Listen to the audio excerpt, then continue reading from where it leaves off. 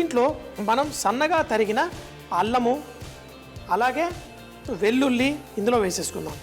వెల్లుల్లితో పాటు ఇందులో సన్నగా తరిగిన ఉల్లిపాయలు కూడా ఇందులో వేసుకుందాం. వేసుకొని వీటిని స్లోగా కుక్ చేసుకుంటూ ఇందులో నానబెట్టిన జీడిపప్పు మనం డైరెక్ట్ వేసుకోకుండా నీళ్ళల్లో నానబెట్టి వేసుకుంటే బాగుంటుంది. కొంచెం అంత ఉప్పు వేసుకుందాం. దీంట్లో ఈ కొంచెం వేగుతున్నప్పుడు ఇందులో మనం నానబెట్టుకున్న జీడిపప్పు, ఈ లోపల మన బొప్పాస్కాయ కూడా చక్కగా అటు పక్కన ఉడుకుతుంది. ఈ జీడిపప్పు ఈ ఉల్లిపాయలు అవన్నీ వేయించుకుంటూ ఇందులో కిష్మిష్ అలాగే కరివేపాకు కూడా కొంచెం వేసేసుకోవచ్చు. దీన్ని చక్కగా ఇలా కలిపేసుకోండి. ఇప్పుడు మన బొప్పాస్కాయ నీళ్ళల్లో చక్కగా ఉడుకుతోంది. ఈ బొప్పాస్కాయని నీళ్లు తీసేసి కేవలం దీంట్లో వేసి మనం చేసుకుందాం. ఇది వరకు మన షోలో మా ఆవిడ రాగిని కూడా మీకు ప్లాస్టిక్ చట్నీ అని ఈ బొప్పాస్కాయని సన్నగా కట్ చేసి చట్నీలా కూడా చేసుకున్నాం. ఇప్పుడు దీన్ని చక్కగా దీంతో పాటు కుక్ చేసుకుంటూ దీంట్లో మనం ఉప్పు కూడా వేసుకుందాం. మరి దీంట్లో కావలసినంత ఉప్పు అలాగే కట్ చేసుకున్న పచ్చిమిరపకాయలు కూడా ఇందులో వేసుకుందాం. ఇందులో ఘాటు కోసం తర్వాత మిరియాలు దంచి వేసుకుందాం. జీడిపప్పు, కరివేపాకు, తర్వాత పచ్చిమిరపకాయలు కూడా వేసి దీన్ని కుక్ చేసుకుందాం.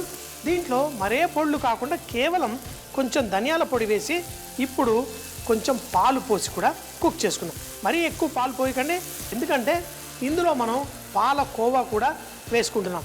ఆ పాలకోవా దానికి రుచి ఇవ్వడం కోసం మనం కొంచెం ఫ్రెష్గా దంచిన మిరియాల పొడి కూడా వేసుకొని కుక్ చేసుకోవాలి. అందుకని ఈ పాలు వేసి ఈ పాలంతా ఆవిరయ్యేంత వరకు దీంతో పాటు ఇలా కుక్ చేసుకుందాం. ఈ బొప్పాస్కాయ చక్కగా ఉడికిపోయింది, అంటే మరీ ఎక్కువగా కలిపేస్తే ఇంకా ముక్కలుగా విరిగిపోతుందో అన్నంత భయం వేస్తుంది. ఇప్పుడు మన పాలకోవా తీసుకొని దీంట్లో వేసుకుందాం. అయితే ఈ పాలకోవా దీంట్లో చక్కగా మనకి మెల్ట్ అయిపోయి చక్కగా ఈ కూరలతో పాటు కుక్ అయిపోవాలి. 2-3 నిమిషాల పాటు ఈ ముక్కలకంతా చక్కగా చిక్కగా పట్టేంత వరకు వేసుకుందాం.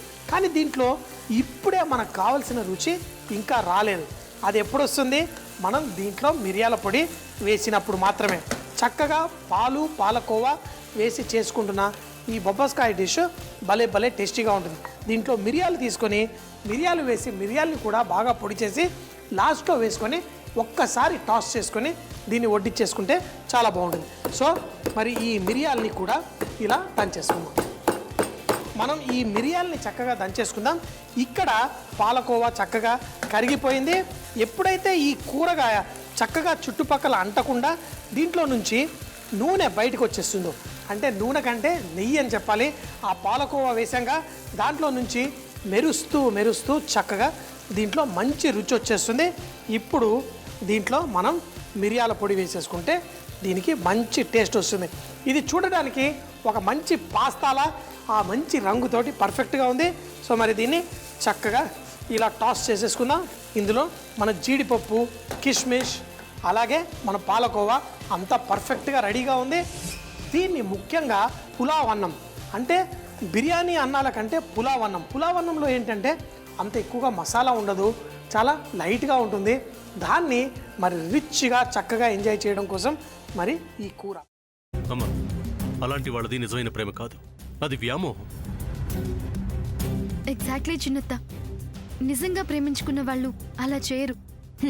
ఎంత మనసు విరిగిపోతే కన్న కూతుర్ని పట్టుకొని మా దృష్టిలో చచ్చిపోయా ఉంటుందా తల్లి?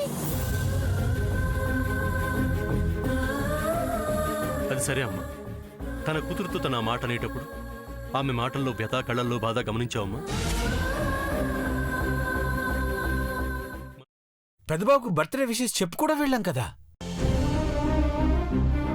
ఊరికే ఎలా కాలిపోతుంది? మంట పెడితేనో పడితేనో తగలబడుతుంది.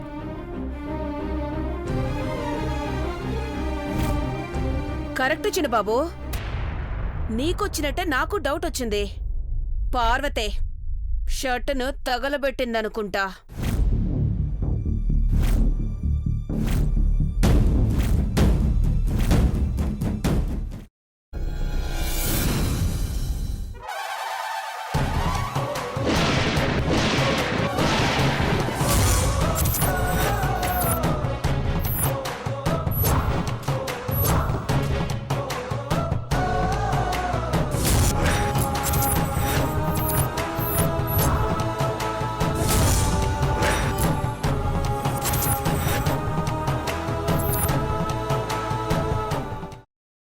తీసుకున్న తర్వాత పొట్టు తీసేసి చాప్ చేసి పక్కన పెట్టుకోవాలి.